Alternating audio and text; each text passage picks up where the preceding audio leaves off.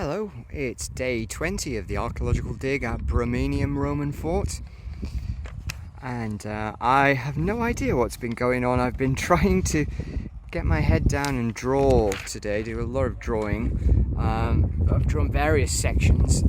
I'll just show you what we do. It's rather complicated because there's so much banding, but these are section drawings.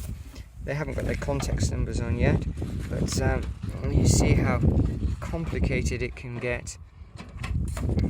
Not easy. These all will fit together and we'll digitize them on the computer so they'll look a bit better. So I'm not sure what's going on, so let's walk around the trenches and we'll ask. Right, well this is trench 4 and let's have a look what they're doing. Hi Christine, how's it looking in here then? Messy? Well, I don't understand what's going on, I have to confess. It looks like there's the corner of the building there, yeah. And this drain could be considerably later. We don't really know, but I know Katie was suggesting it might even be post-medieval, that drain. Yeah. We don't know for sure though. I've heard a few different versions as to the age of the yeah. drain. Then it has this big extension wall, which seems to be of the same build as the main building there. And it seems to be just almost revetting on the inside of the wall. I think David Mason and Clive Waddington have been out today and they suggested, well, there's a possibility it could be a platform for something like a big later timber building.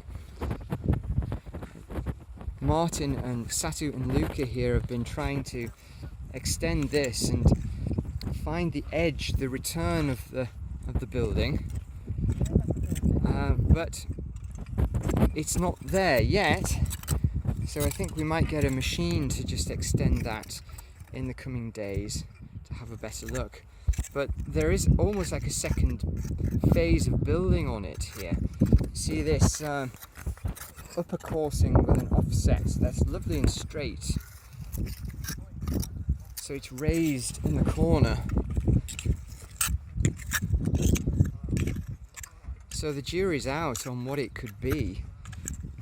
It doesn't seem to return, at least at the minute, in the same way as indicated by the geophysics. But as I said, it's not always an exact science. Well, back within trench 3, at the rampart wall, and Barbara's been busy cleaning this. It looks fantastic. And you can see that in the section. Oh, can you see in the section? I might have to take my word for it. There is natural right at the base, like a like silvery grey colour. But there's kind of occupation level dump above it of a different colour grey, and it's full of interesting organic material. In here, Helen's been working hard here, trying to find some kind of dating evidence from it. Sorry, the lighting is terrible, it's very difficult to see. To try and get some dating evidence for the building of the wall. There are little twiggy bits, so we've sampled it and we'll see what happens.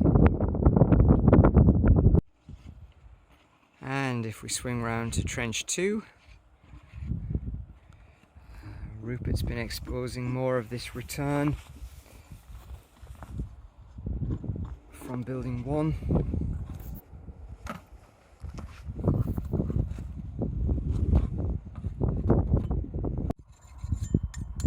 So this is the parallel wall to building 1, and the return, as Rupert excavated, should return here, and there is a bit of chewed up walling, but can you see there's another void going through that wall? Could it be a drain? Seems likely.